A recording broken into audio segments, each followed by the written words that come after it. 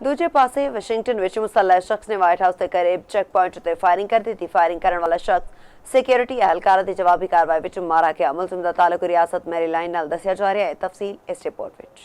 अमरीकी सदर Donald Trump की सरकारी रिहायशगाह व्हाइट हाउस के बाहर अचानक फायरिंग, सहाफियां विच भगदड़ मच गई। सीक्रेट सर्विस की जवाबी कार्रवाई विच हमला आवर मारिया गया। अमरीकी मीडिया के मुताबिक 21 साला नसायर बेस्ट नामी नौजवान ने 17वीं स्ट्रीट ते पेंसिल्वेनिया एवेन्यू के करीब तैनात एहलकारां ते पिस्तौल नाल फायरिंग की। फायरिंग के दौरान एक राहगीर जान तो हद बैठा। वाक़े दे वक्त अमरीकी सदर Donald Trump white house which मौजूद सन, पर हमलावर इमारत के अंदर दाखिल न हो सकिया। फायरिंग का वाक़या उदों पेश आया जदों एबीसी न्यूज़ की खातून सहाफी ईरान ते अमरीका के मुजवजा मुआहदे ते बराह रास्त रिपोर्टिंग कर रही सी। फायरिंग तो बाद मीडिया नुमाइंदियां विच खौफ ते हिरास फैल गया। सहाफियां नु फौरी तौर ते प्रेस ब्रीफिंग रूम विच मुंतकिल कर दिता गया। उसदी सहाफी सेलेना वांग ने दस्सिया कि फायरिंग शुरू हुंदे ही सहाफियां ते अमले नु फौरन जमीन ते लेटन दी हिदायत दी गई, जिस तो बाद उन्हां नु महफूज मुकाम ते मुंतकिल किया गया। वाक़े तो बाद व्हाइट हाउस नु कुछ देर लई लॉकडाउन कर दिता गया ते इमारत दी छत ते स्नाइपर्स भी तैनात कर दिते गए। मीडिया रिपोर्ट्स के मुताबिक इलाके विच तकरीबन 30 गोलियां चलन दियां आवाज़ां सुनिया गईयां। अमरीकी मीडिया के मुताबिक फायरिंग करने वाले नसायर बेस्ट दा ताल्लुक रियासत मैरीलैंड नाल सी ते ओदे माजी दा ताल्लुक भी पुरतशद्दद वाक़ियात नाल रहा है।